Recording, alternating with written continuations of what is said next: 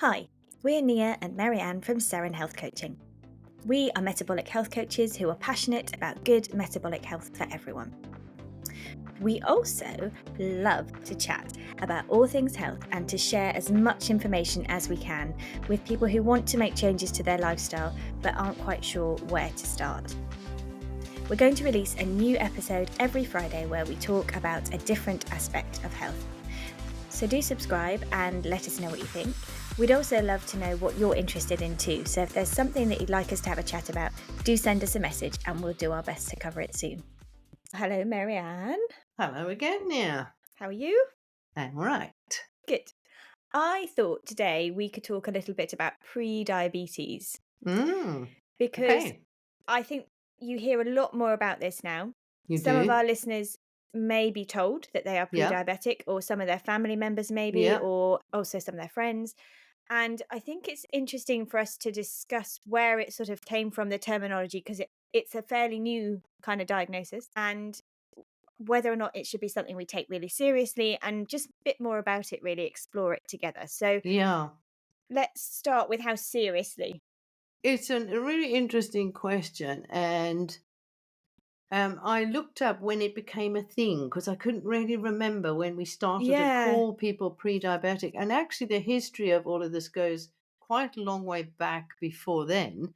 yeah. People knew about pre diabetes, but no one, it took the World Health Authority a little while to work out. At first, they didn't recognize it as a diagnosis. Eventually, they did. And then, Yeah. you have to standardize some sort of grade of where So where does your blood sugar have to be that makes you pre-diabetic? Yeah. pre-diabetes is the space between normal, in inverted commas, blood sugars Normal, yeah.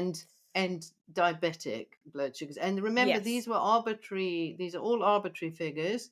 Yeah. They were made up in conjunction with the World Health Authority to define diabetes originally, because it was Mm. defined slightly differently in different countries, probably still is. Well, But you know how people used to diagnose diabetes originally, don't you? yes, tasting urine. I used Yeah. to work with a GP who delighted in telling me that years ago the GP would have to taste the It urine. Yeah, wasn't it, lovely. and to begin with, it wasn't even the GP that did it, it was the pharmacist. So I am Oh, really? incredibly grateful. Yes.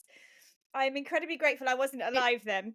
I was definitely wanting to miss that. Yeah. But when I looked this up, I got really more interested because I, as a clinician, had always thought it was always a good idea to preempt something because generally speaking, that's how you think. If I could preempt something and prevent something, I mean, all the Mhm. better. So why Yeah. would you not want to talk about pre-diabetes? But it actually turns out it's slightly nuanced.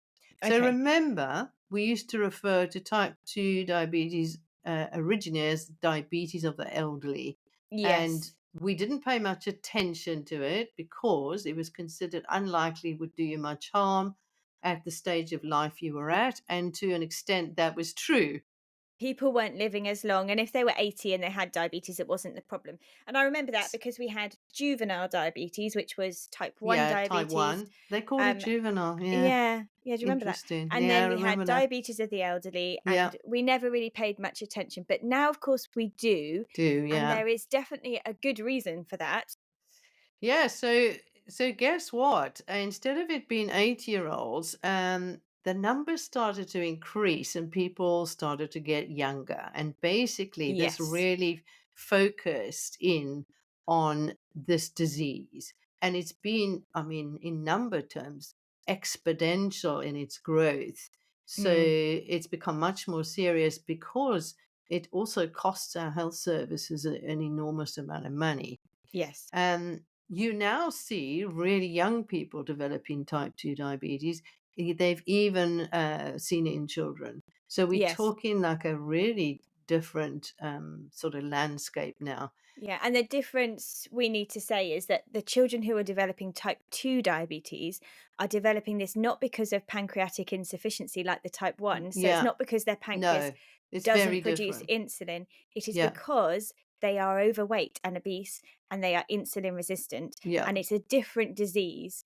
very So different.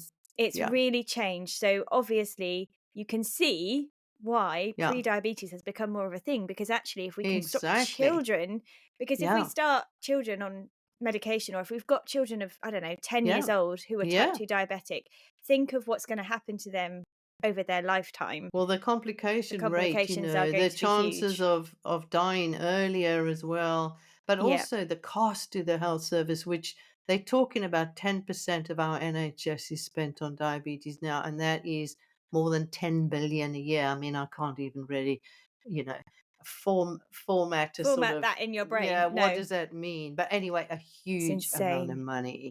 Yeah.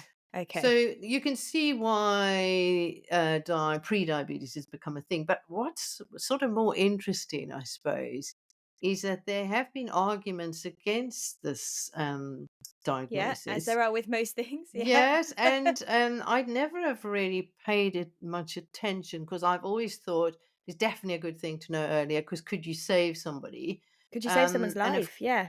Yeah, and of course that's true, but um, the arguments came because people said, but you're medicalizing something that's normal. So people in this interim box between normal, so to speak, whatever Mhm. normal is, and diabetes are actually normal, aren't they? Depending how you look at it. And Yeah. now we're medicalizing this area and we're saying, okay, no, this isn't normal. So what do you Mm. do next? I mean, do you normalize the top end of normal next? So this Yeah. was the argument really. And there was a lot of people in this interim stage. And the other thing was the resources involved in diagnosing and doing something with this group because there's no point in diagnosing something and then not offering Some kind of any. help. Yeah. Yes, I mean, Absolutely. yes, you have to do something with this, but the Yes. funds that were being diverted to pre-diabetes, and there's a huge amount of funds, Yes, of course. the argument was you'd be better off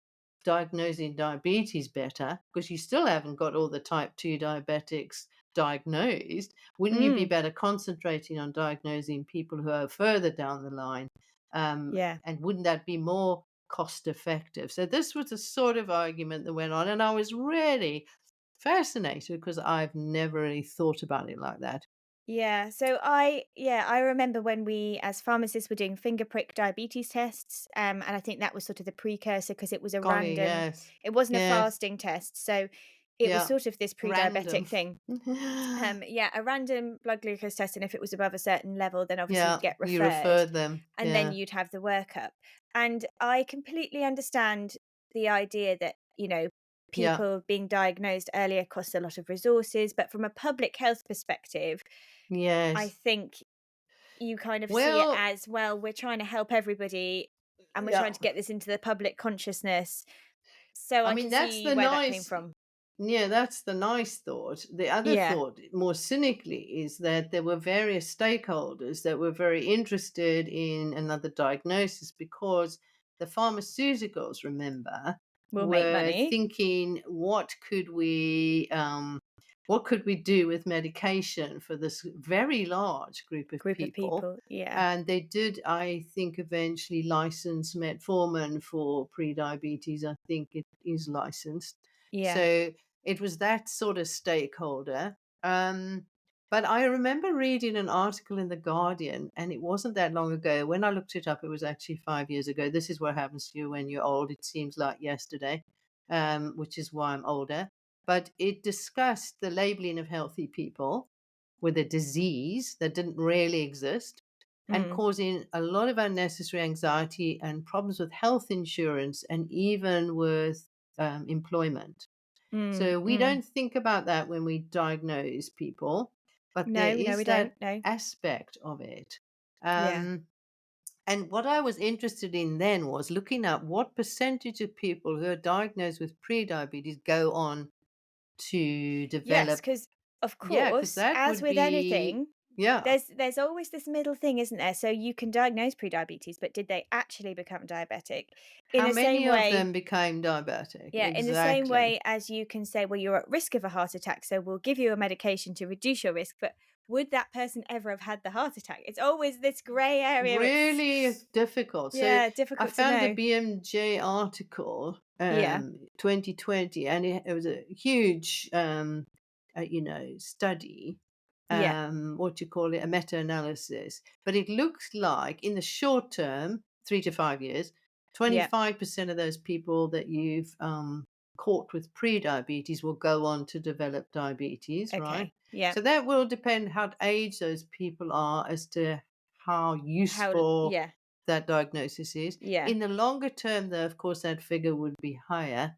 Yeah. And it's very difficult to put actual figures on any of this because it's a very fluid sort of, there's undiagnosed people all over the place. So it's very difficult to put Yes. actual numbers on. So is Yeah. 25% worth the anxiety and the revenue? Mm. That's the question. I mean, I'm not an epidemiologist, so I But don't let's know. look at it from the other aspect. So, of course, some of these people may not develop it, but if you're pre-diabetic, what's the risk to you as an individual rather than Yeah. just, economics and pharmacoeconomics Yes, and of all the course. rest? Yeah. So, let's think about the you as an individual. If you were told you're pre-diabetic, that is increasing your risk of heart attacks, strokes, Yes, it's retinopathy, not only pre-diabetes is just part of that precursor. metabolic syndrome, isn't it? So Yeah. exactly. So that's very true, and that's why it's so hard to get hold of the actual data, which might be really useful. But Mm, the people who run the diabetes prevention program, which is usually not NHS, but it's subcontracted, I think. yeah. The figures from them tell you that you can reduce the risks by 58% of Mm, people um, going on to develop diabetes. So I think that's pretty impressive, but it is also very costly. So again, it is. if you were in public health looking at all the costs, but to you personally, would you like Mm. to know? Oh, yes. Well, I would. Yes, because I have relatives who've had type 2 diabetes, so I Okay. know it's in my family.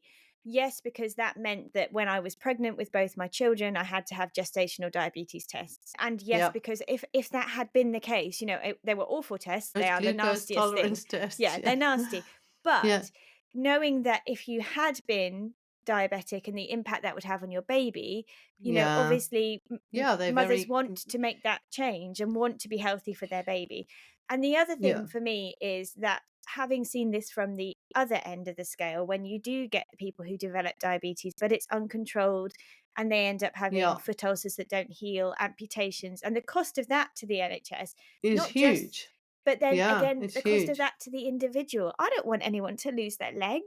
No, This I is I really agree, I sad. absolutely agree. And in, a logical sense, the earlier you find that abnormality, so to speak, Yeah. the easier it is to reverse, I think. I mean, I think the figures would tell you that the longer you have this metabolic problem and it's left sort of unattended, Mm. the The the risks are the far the greater. harder it is to reverse it, and yeah, the more risks of complications. So I don't think there's really an argument. I think there's nothing there's nothing like prevention. But I Mm. don't think it's completely. I mean, if you were talking about a health service with completely infinite Infinite sums of resources. resources, Yeah. we wouldn't really be having this conversation. But No, of course not. there is the question mark about. You would have to do some individual managing because if you were talking to, I don't know, the age makes a huge difference as well.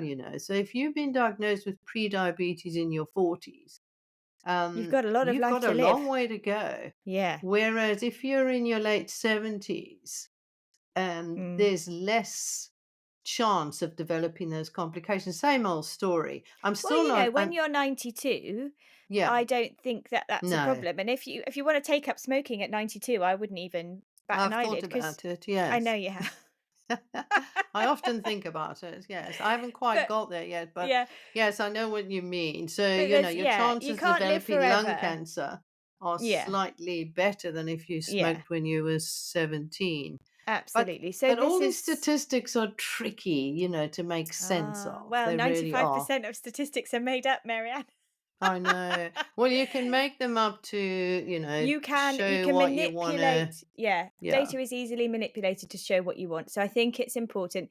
I mean, if this was another disease that we didn't know, say it was, Yeah. I don't know, a neurological disease that we knew didn't have any lifestyle factors associated with it, it was just purely because you'd had a traumatic brain injury, that's very different to be able to prevent that. Whereas this is something that's tangible. You can get a hold on this. This Yeah. is something you can take control of yourself. It didn't happen to you. You can make changes that will affect it. And I think that's a very different thing. A part of a spectrum, remember. So Absolutely. pre-diabetes Yeah. is part of that metabolic spectrum, as is hypertension, high blood pressures, fatty Cholesterol. livers. So Yeah. and abnormal cholesterol profile. So all of that Yeah. uh, is it isn't just a thing on its own, pre-diabetes. So would it be worth really trying to improve people's metabolic health in general? Because you would catch stuff like pre-diabetes. But so that's where we are really as health coaches. We are passionate about everybody Knowing. improving or optimizing their metabolic Yeah. health at whatever age and stage you are, because then there is no argument about this. Mm. And if it was you, what you're saying is you would like that early nudge. Mm. Now, To I do understand that other people may not, and that it might no, cause them a lot of anxiety. yeah, But and I get that, and I think that's really important to acknowledge. But yeah, I think the other thing to say to those kind of people is that it's not a sentence anymore. It's not a death sentence anymore. There is hope. yeah. You can do something about this. So, although it's not nice to be told, there is There's always actually, two sides to the story, aren't there there? really I is. You think, can make changes that make a difference, and they really do make a yeah, difference. So, I think it's always, from my perspective, always worth knowing about. but I think your perspective is slightly different because of your age too, Yep, and I you're a will admit that. scientist, and I think it gets harder when you get older and disease becomes more sort of immediate, the risks Mm, of, hmm. and I do think there are times when maybe you don't want to be told that for instance, your Q risk is, I don't know, 13% or something. Now, I was told that recently, but for somebody, I didn't agree with the figures anyway, but We for could do it again if you somebody, like. I can I'm take not you through going. your Q risk. Yeah, but what I mean is for somebody that might be really anxiety creating, enough for Mm. them to put their head in the sand, by the way, because Of that's another course. thing, and Yeah, say, no, actually, I'm absolutely. never going to a doctor again because I don't actually want to know. Would you want to know if you could, if they took your cord blood when you were born, would Ugh, you want yeah. to know all your risks of disease right from the beginning? Would you be the sort of person who said, I love this because this means I can really work around preventing things happening to me? Or are you the sort of person that says, you know what? Life is finite.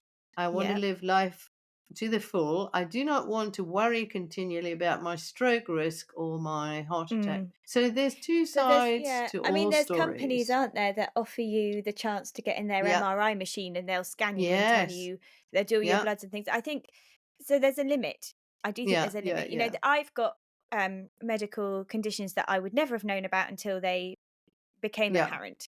Yeah. And I don't think that knowing that from a younger age would have made any difference. Tis what it is. Yeah, We've all got yeah. something.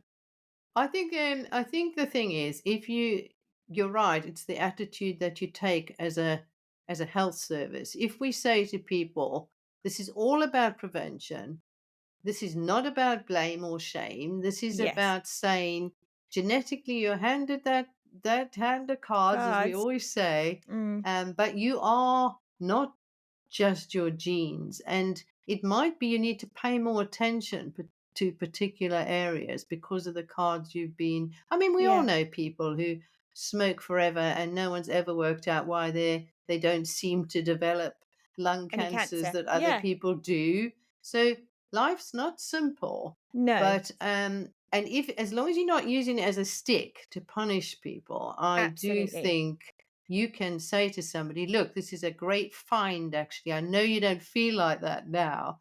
It's Mm, a little bit like somebody coming to you with a high blood pressure. As a clinician, I would say, "I know you hate this, but actually, even though you might not want to take the medications and you might be balking at this whole thing, mm, the thing is, we know that prevention is very useful when it comes to high blood pressures. yeah. So I And I think think there are most ways and people, means. yeah, and I Yeah, think actually, bottom line, most people want to be healthy, want to feel good. And by putting yeah, in, even if you haven't got the diagnosis of pre-diabetes or you're nowhere near, actually the benefits of living in this particular way to optimize your metabolic health are more, they're more about how you feel and how you live your life than just a set of test results. And isn't that exactly. what you really want? Everybody wants to wake up and feel great and Or able to in take on their control to an life. extent. And I mean, there's Yeah, always choices for all of us, yeah, certainly in health. And as we get older, there are more and more choices. I can tell you, you haven't really got to those yet. But I do think empowering people to make those choices rather than working to tight protocols is yeah, also, a useful thing. But overall, I would want to know if I was pre diabetic because I know I could improve things yeah. And if you by take that attending more attitude, to my lifestyle. yeah, But I actually do understand from where I am now that there why are people times wouldn't. when you don't necessarily need to know everything. Yes, Living your life with a sort of black cloud of, I don't know, I don't think something that's that good might for happen to anybody. you or might not is not a great way to live either. So it's a really interesting discussion, Yeah, I think. And when I mm. looked up pre-diabetes, I thought this will be 5 minutes, but it Turned out wasn't. not. No. So there you go. Interesting. Yeah. See you That was a soon. see you soon. Bye. Bye.